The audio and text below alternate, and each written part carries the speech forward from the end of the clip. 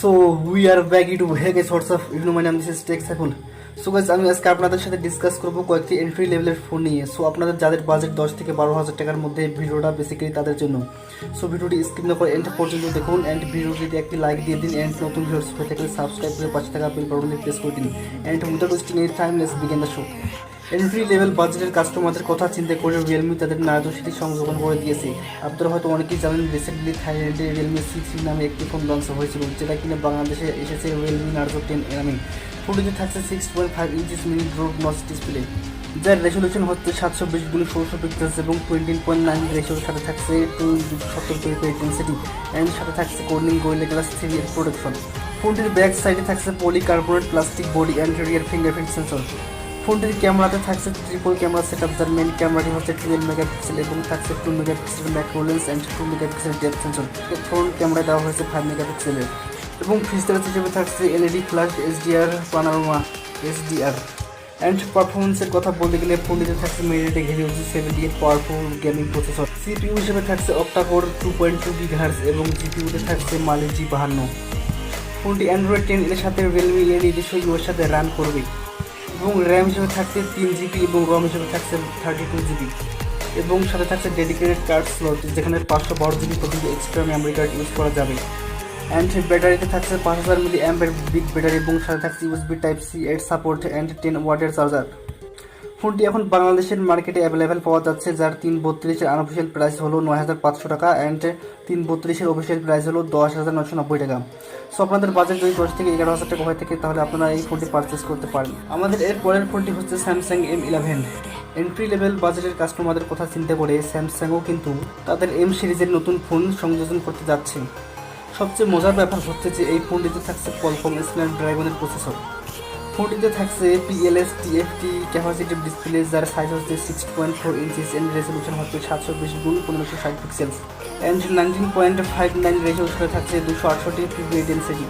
ফোনটির রিয়ারে থাকছে triple camera setup, যার মেইন লেন্সটি হলো 13 মেগাপিক্সেলের অ্যান্ড 5 মেগাপিক্সেলের আলট্রা ওয়াইড অ্যান্ড 2 মেগাপিক্সেলের ডেপথ সেন্সর তো থাকছে। অ্যান্ড ফিচার হিসেবে থাকছে এলইডি ফ্ল্যাশ পানোরামা এইচডিআর। ফোনটিতে 1080p ভিডিও রেকর্ড করা যাবে 30 fps এ।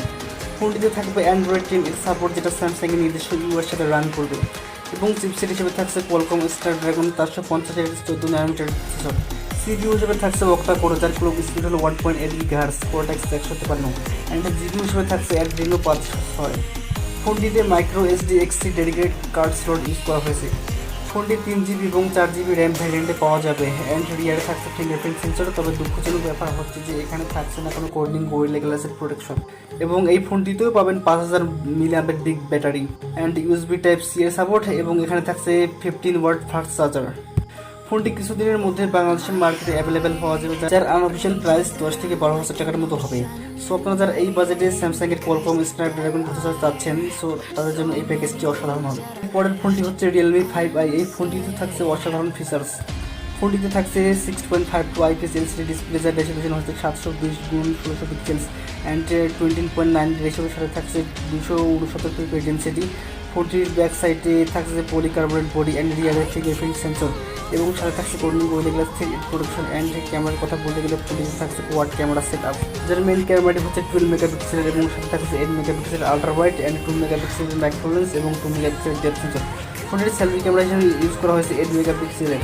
ফোনটিতে 4K ভিডিও রেকর্ড করা যাবে 30 fps এবং ফিচার হিসেবে থাকছে এলইডি ফ্ল্যাশ পানোরামা এইচডিআর পানোরামা। এবং পারফরমেন্সের কথা বলতে গেলে ফোনটিতে থাকছে অ্যান্ড্রয়েড 9 এবং সাথে থাকছে কালারওয়েজ 6।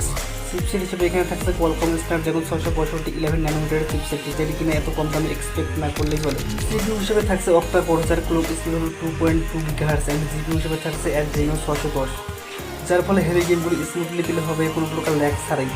সো আপনি যদি গেমার হয়ে থাকেন, সো আমি প্রিফার করবো এই ফোনটি পারচেস করার জন্য। এই ফোনটি আপনারা 464 ভ্যারিয়েন্ট 12,990 টাকায় বাংলাদেশের মার্কেটে অ্যাভেলেবেল পাবেন অফিসিয়ালভাবে। এবার আমাদের নেক্সট ফোনটি নিয়ে ডিসকাস করবো। এরপরে ফোনটি হচ্ছে Redmi 8A12। এই ফোনটিতেও থাকছে অসাধারণ ফিচার্স। ডিসপ্লেতে দেওয়া হয়েছে 6.22 ইঞ্চিস IPS LCD ডিসপ্লে, যার রেজলিউশন হচ্ছে 720x1520 পিক্সেলস এবং 19.9 রেশিওর সাথে থাকছে কর্নিং গোরিলা গ্লাস 5 এর প্রোটেকশন। ফোনটির ক্যামেরা থাকছে ডুয়েল ক্যামেরা সেটআপ, যার মেইন ক্যামেরা হলো 12 মেগাপিক্সেলের এবং সাথে থাকছে Sony IMX 363 এর সেন্সর এবং 2 মেগাপিক্সেলের একটি ডেপথ সেন্সর দেওয়া হয়েছে। সেলফি ক্যামেরা হিসেবে থাকছে 8 মেগাপিক্সেল। ফোনটিতে থাকছে অ্যান্ড্রয়েড 9 এবং সাথে থাকছে MIUI 11। ফোনটির চিপসেট হিসেবে ব্যবহার করা হয়েছে কোয়ালকম স্ন্যাপড্রাগন 439-এর 12 ন্যানোমিটারের চিপসেট এবং সিপিইউ হিসেবে ব্যবহার করা হয়েছে অক্টাকোর 2 GHz ম্যাক্স এবং জিপিইউ হিসেবে ব্যবহার করা হয়েছে অ্যাড্রিনো 505। এছাড়াও থাকছে ইউএসবি টাইপ সি এর সাপোর্ট এবং 5000 মিলিঅ্যাম্পের big battery and 18 watt fast charging support. তবে দুঃখজনক ব্যাপার হচ্ছে যে এই ফোনটিতে কোনো ফিঙ্গারপ্রিন্ট সেন্সর ইউজ করা হয়নি। ফোনটির 332GB ভ্যারিয়েন্টটি আপনারা অফিসিয়ালভাবে 12,499 টাকায় পেয়ে যাবেন। সো আপনারা যারা এই বাজেটে শাওমি ফোন নিতে চাচ্ছেন তারা চাইলে এই ফোনটি পারচেস করতে পারেন। ভিডিওটি ভালো লাগলে একটি লাইক দিবেন অ্যান্ড কোনো কোয়েশ্চেন্স থাকলে কমেন্ট সেকশনে কমেন্ট করে জানিয়ে দিবেন। অ্যান্ড নতুন ভিউয়ার্স হয়ে থাকলে আমার চ্যানেলটি সাবস্ক্রাইব করে পাশে থাকা নোটিফিকেশন বেলটি প্রেস করে দিন। দেখা হবে নেক্সট ভিডিওতে, ততক্ষণ আপনাদের নিজেদের খেয়াল রাখবেন। Thanks for watching.